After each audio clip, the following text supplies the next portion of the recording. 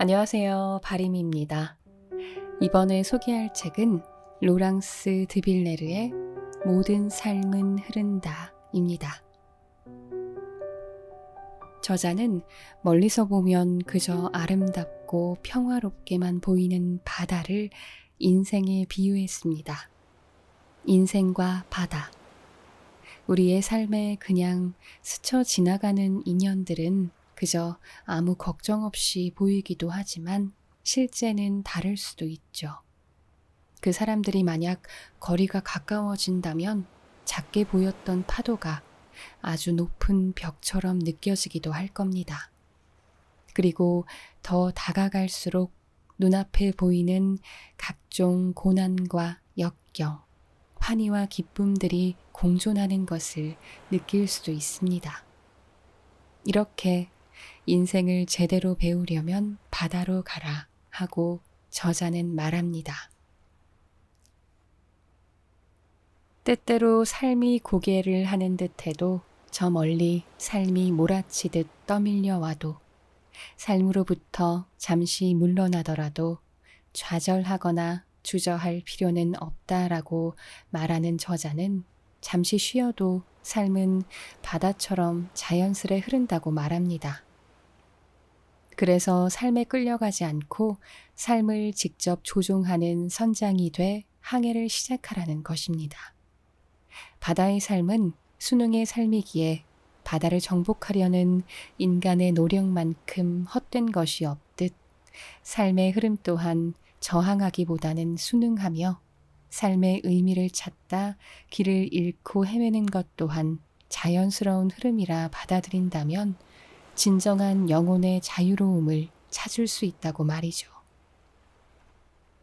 이 책은 많은 독자의 찬사와 추천사를 볼 수 있기도 합니다.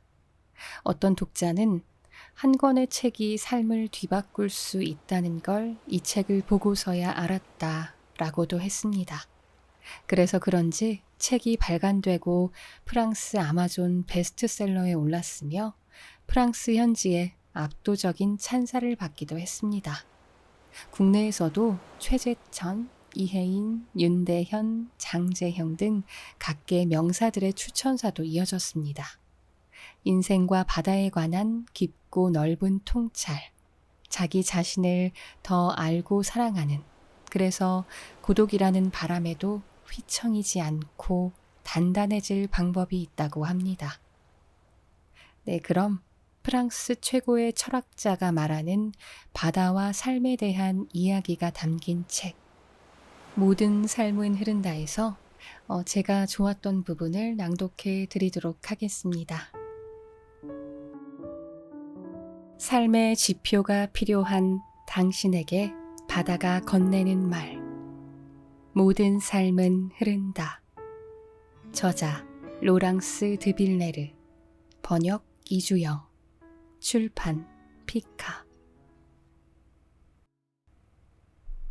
바다, 무한으로 이어지는 인생.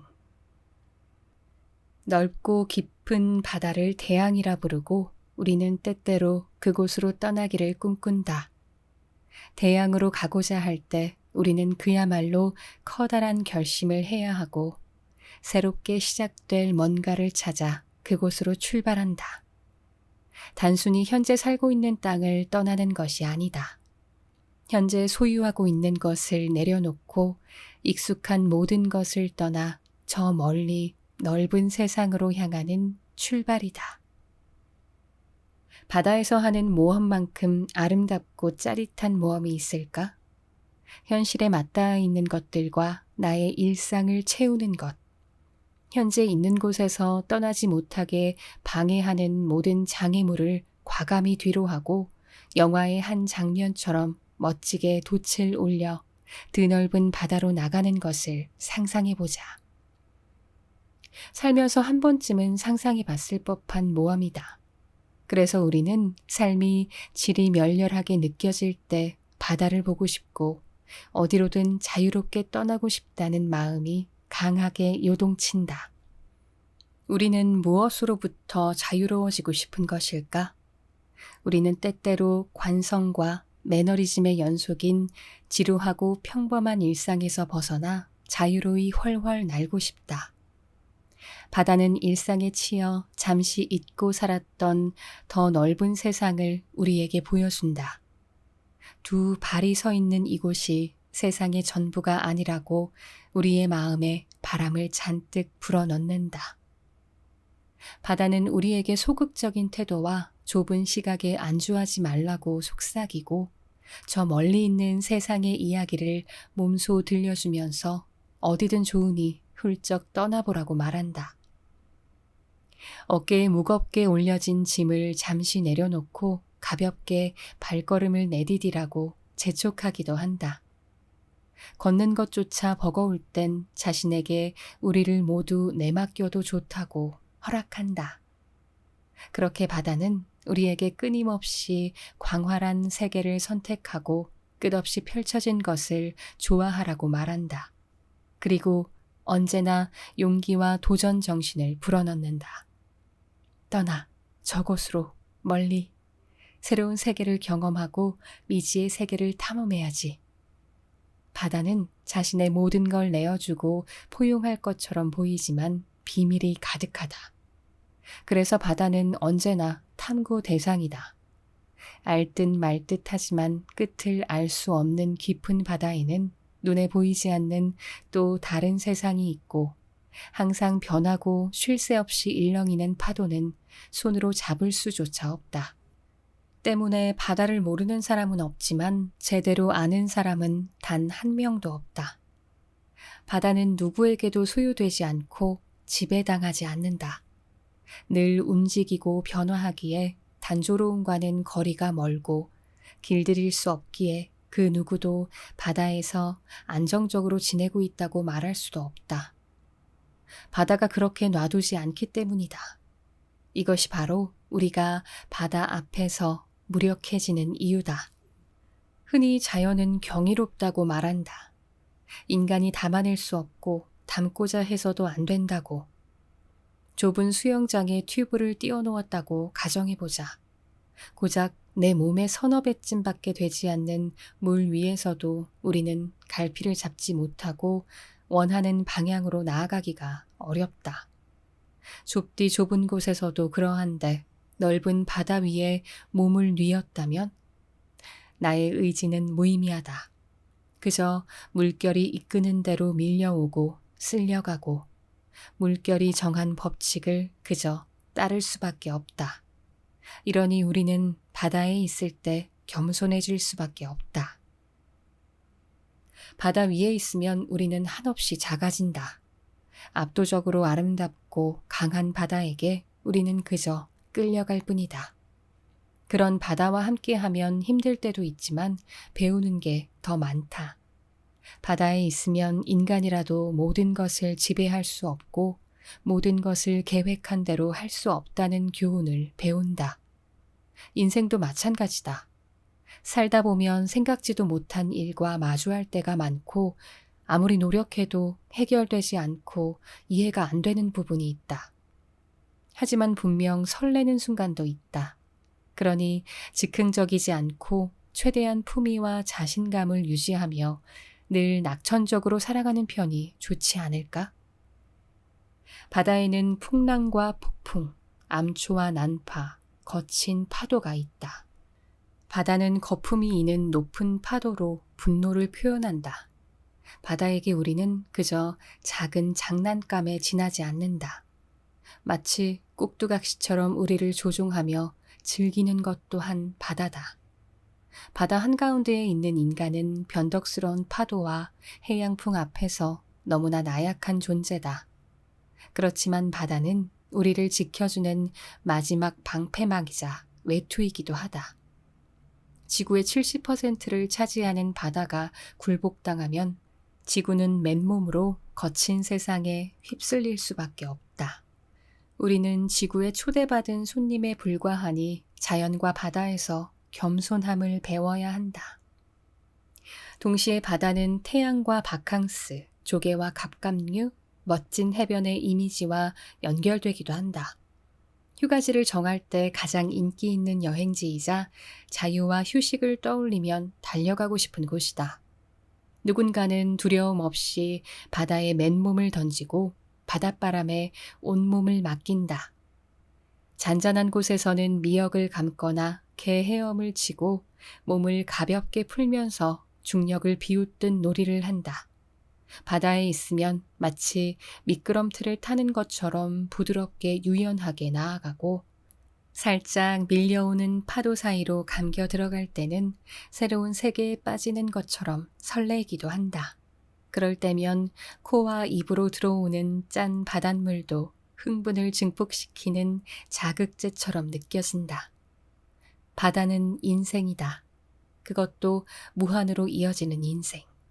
누구에게나 삶은 유한하게 단 한 번이지만 영원히 마르지 않고 사라지지 않을 바다를 보고 있으면 우리의 삶도 바다처럼 끊임없이 이어지는 게 아닐까 착각하게 된다. 더불어 바다는 인생의 방향을 상징한다.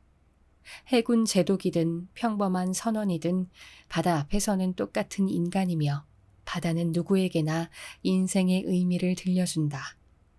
들을 준비만 되어 있다면 바다에게서 인생 철학과 삶에 필요한 교훈, 조언을 끝도 없이 들을 수 있다. 쉬지 않고 늘 움직이는 바다를 통해 우리는 매일의 인생 여행을 떠올려 본다. 바다는 같은 모습인 적이 없다. 그런 바다를 통해 우리는 굴곡 있는 인생이 무조건 나쁜 것도 좋은 것도 아니라는 걸 다시금 떠올린다. 바다에게 거친 파도와 잔잔한 물결이 일상이고 필요한 것처럼 우리의 삶도 그러하다. 변신하는 예술이자 새로운 시작의 가능성, 예상치 못한 자원, 그리고 여름의 빛을 상징하는 바다는 자신을 그대로 내보이며 우리에게 두려움을 이기고 과감히 나아가라고 말한다. 파도를 헤치고 앞을 똑바로 보고 전진하라고. 운명의 주인이 되어 생각의 방향을 스스로 조종하는 선장이 되라고 말이다. 섬, 나답게 살기. 지구상에서 사람들이 살지 않는 유일한 곳이 있다면 바다라고 할 수 있다. 그렇게 들었다. 물론 예외는 있다. 바로 바다 위에 있는 섬이다. 섬은 땅이 바다 위를 침범해 생긴 것처럼 보인다. 마치 땅이 물에 떠 있는 행복을 느끼기 위해서인 것처럼 말이다. 이처럼 바다와 하늘 사이에 생겨난 것이 대륙의 조각이라 할 수 있는 섬이다. 섬이 탄생하는 과정을 누구나 볼 수 있는 것은 아니다. 2011년 홍해 한가운데에 새로운 섬이 생겨났다. 바다 깊은 곳에서 높이 30m의 화산암이 솟아나 굳어져 새로운 땅이 된 것이다. 화산이 뿜은 불이 물을 덮치면서 섬이 생기기도 한다. 갑작스럽게 섬이 잔잔한 수면을 뚫고 올라온 것이다. 질투일까? 분노일까? 지각판이 서로 부딪혀 생겨나는 섬도 있고 주먹을 들어 수면을 뚫고 나오듯 집안 치마 압력으로 생겨나는 섬도 있다. 카리브해의 바베이도스가 집안 치마 압력으로 생겨난 섬이다. 언젠가 혹은 1세기가 지나면 홍해 부근, 아이슬란드나 하와이 부근에 새롭게 섬이 탄생할지도 모른다.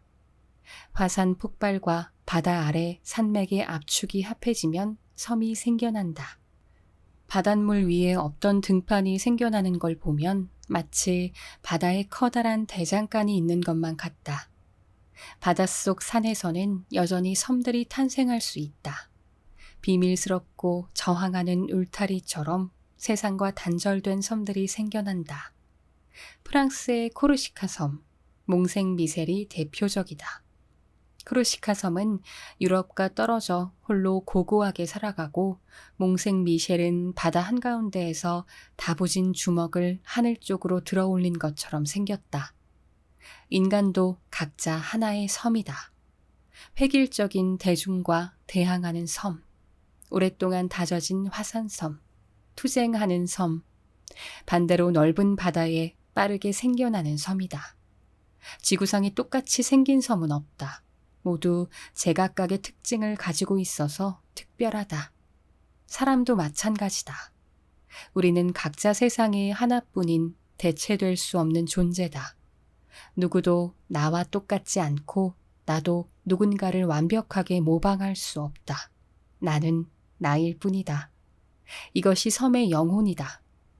섬은 마음속 깊은 곳에 반항심이 있고 나 홀로 가고자 하고 자존심이 세고 길들여지지 않는다. 그래서 섬은 땅에도 바다에도 속하지 않는다. 섬은 그냥 섬일 뿐이다.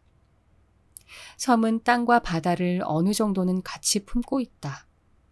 섬은 정복당하지 않으려고 완강히 버틸 때가 있다. 페테르 1세 섬이 대표적이다. 남태평양에서 남쪽으로 약 450km 떨어진 곳에 있는 페테르 1세 섬은 아무도 살지 않는 무인도로 검은색과 흰색이 섞인 흙이 있고 얼음 절벽과 화산암으로 이루어져 있다. 길이 30km, 너비 10km인 이 섬은 빙산으로 둘러싸여 있어서 쉽게 침범당하지 않는다. 여름에 아주 잠깐 빙산이 녹을 때를 빼면 말이다. 이 때문에 페테르 1세 섬은 어느 때에 보면 미스터리하게 느껴진다. 지구상에 이 섬에 가본 사람보다 달에 가본 사람이 훨씬 많을 정도로 페테르 1세 섬은 여전히 미탐험 지역이다.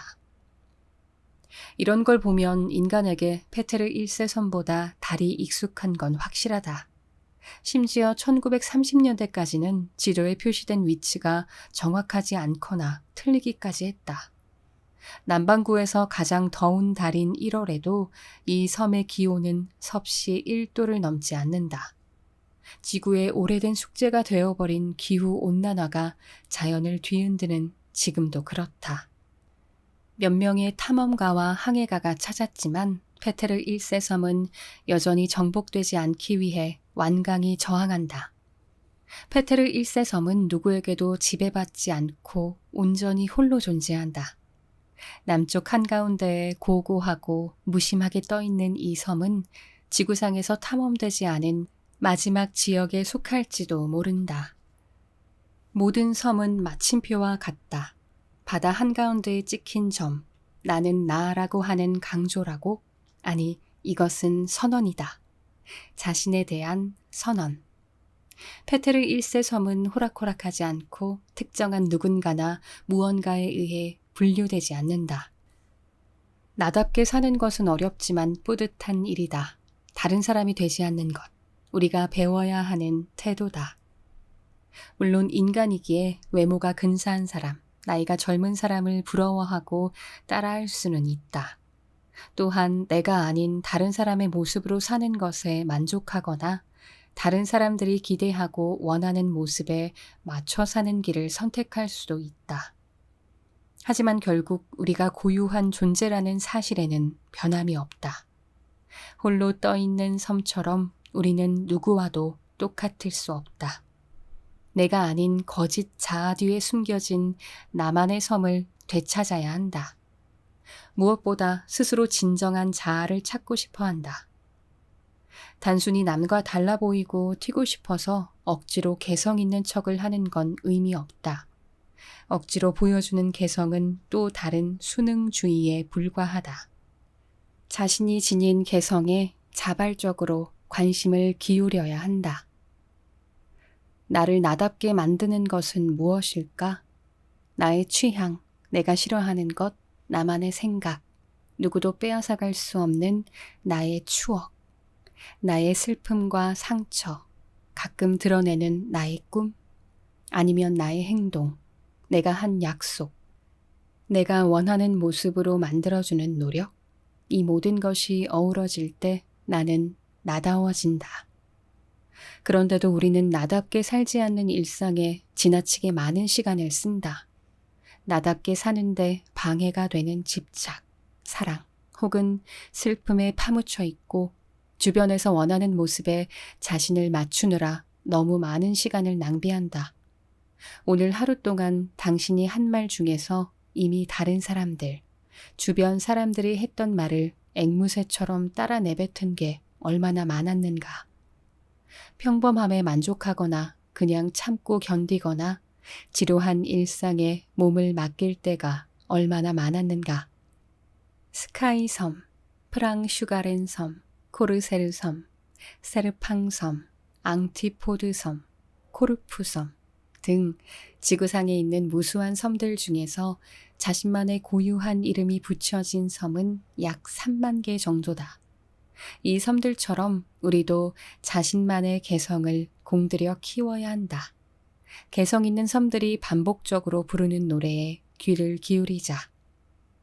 화산 대륙으로 둘러싸인 넓고 넓은 바닷가에 홀로 떨어진 섬이 되어 신성한 자신만의 풀을 품고 살자. 타협하지도 모방하지도 말자. 다수에 속하려고 지나치게 노력하지도 말자. 혹은 롤모델로 삼은 사람들과 비슷해지려고 지나치게 서두르지 말자. 타인에게 관심을 가지고 그들과 교류하고 나누되 무리하게 남에게 맞추지도 남의 말을 앵무새처럼 따라하지도 무리에 휩쓸리지도 말자. 넓은 바다 한가운데에서 자기 자신이라는 유일한 섬이 되자. 닷, 바람에 휘청이지 않도록. 휘청이는 배에서 마지막으로 의지할 수 있는 건 커다란 닷뿐이다. 성스러운 닷 혹은 자비의 닷이라고 불리기도 한다. 배에서 가장 무거운 것도 바로 닷이다. 폭풍우가 몰아치는 바다 한가운데에서 휩쓸려 가지 않고 내가 가고자 하는 방향대로 가기 위해서 의지할 수 있는 단단한 버팀목이다.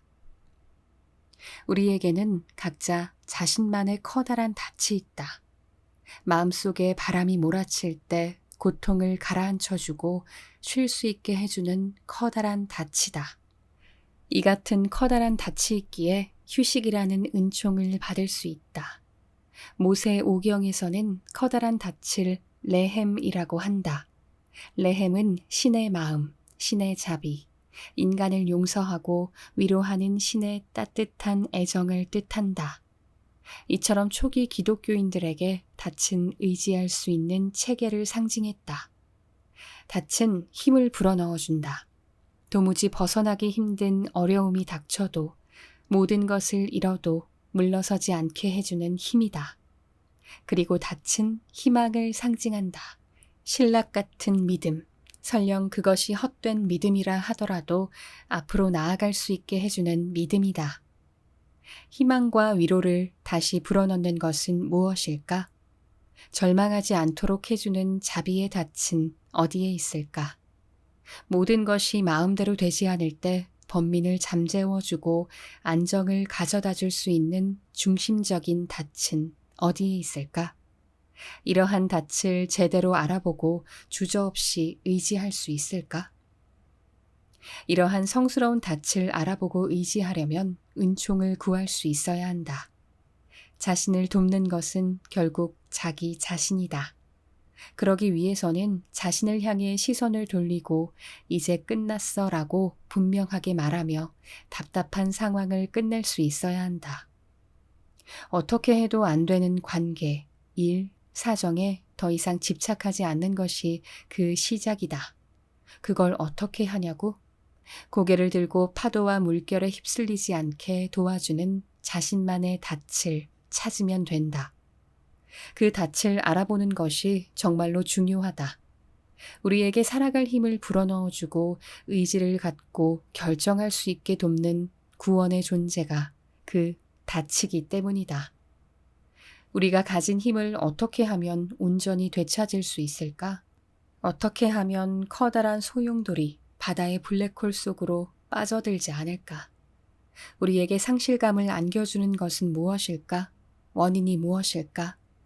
인정을 받지 못해서, 진심 어린 사랑을 받지 못해서, 감사함을 받아본 적이 없어서, 말을 들어주지 않아서, 마땅히 받아야 할 대우를 못 받아서, 항상 같은 감정과 불안함을 일으키는 원인이 4-5가지 있을 것이다.